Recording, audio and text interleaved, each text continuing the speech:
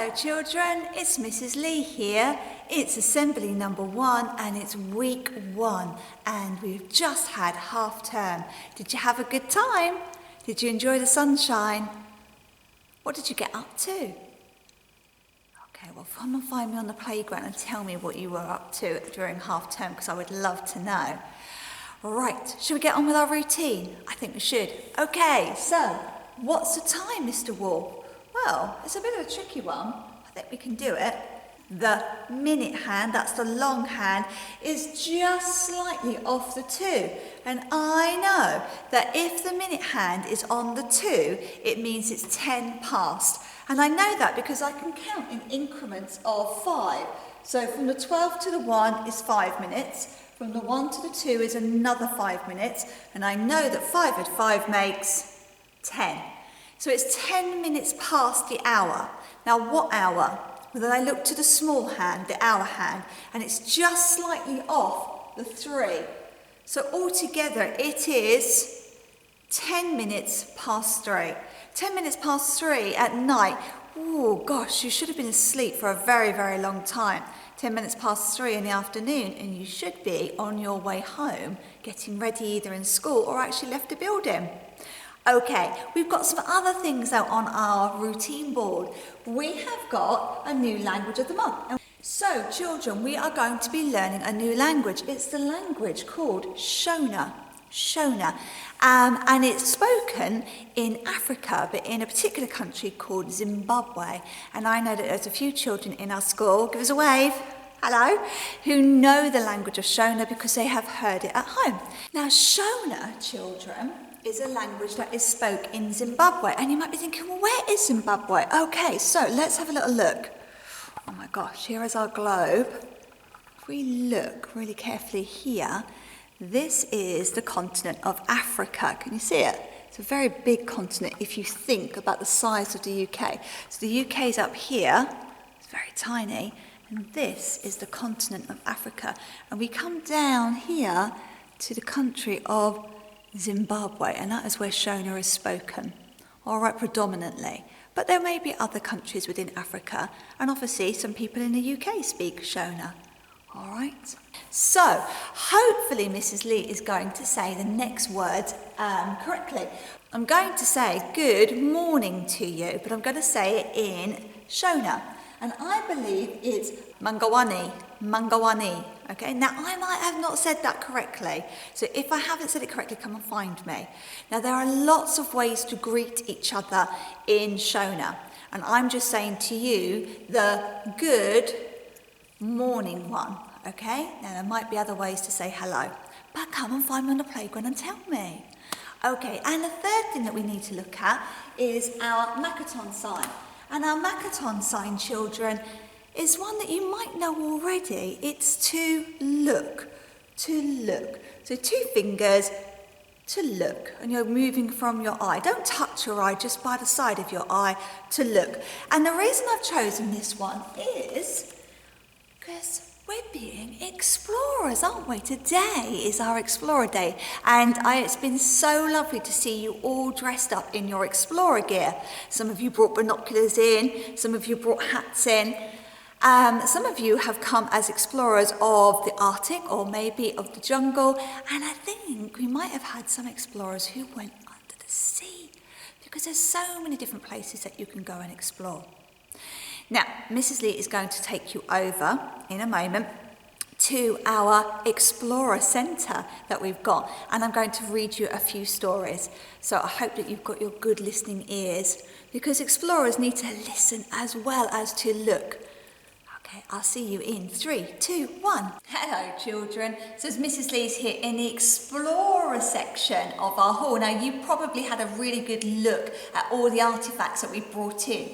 You probably maybe sat on the sledge that Mrs. Smith brought in, maybe used your looking eyes to explore what some of the artefacts that Mrs. Beecher brought in. And what is this? This is very, very strange. Okay, I hope that you treated them with respect. Hoping so. You kept our golden rule about looking after property.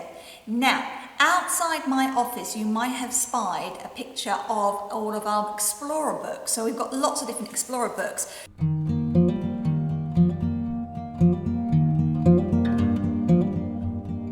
Some of them, like this one, all really interesting, shows you all different explorers going right the way back, hundreds and hundreds of years ago.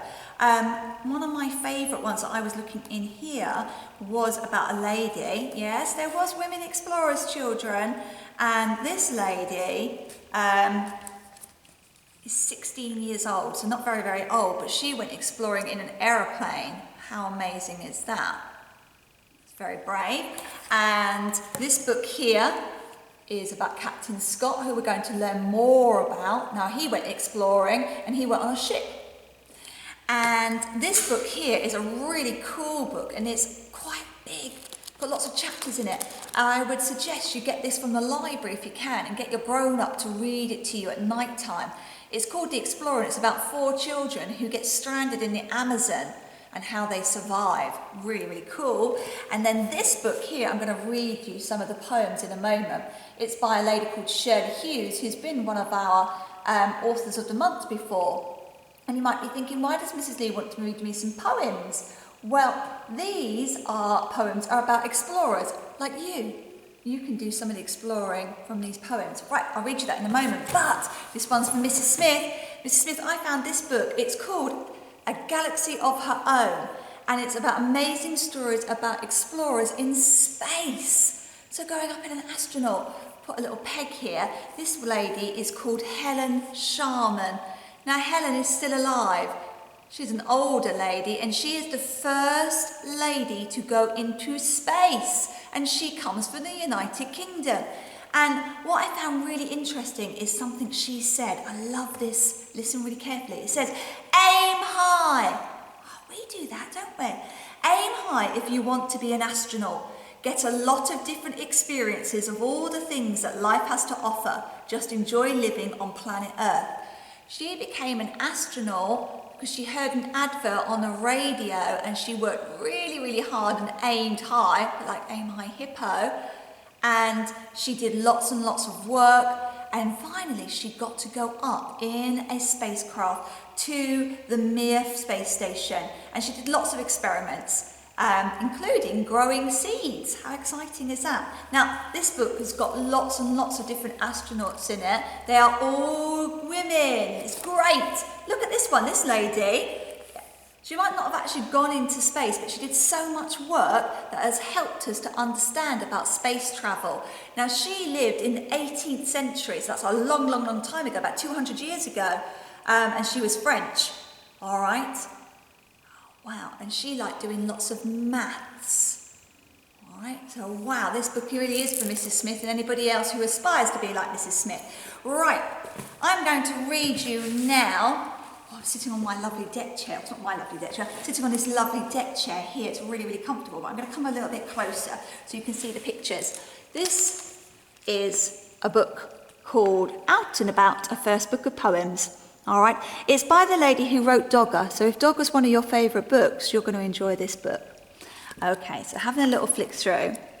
Really gorgeous pictures. And I'm going to go to this one, which is called The Grass House.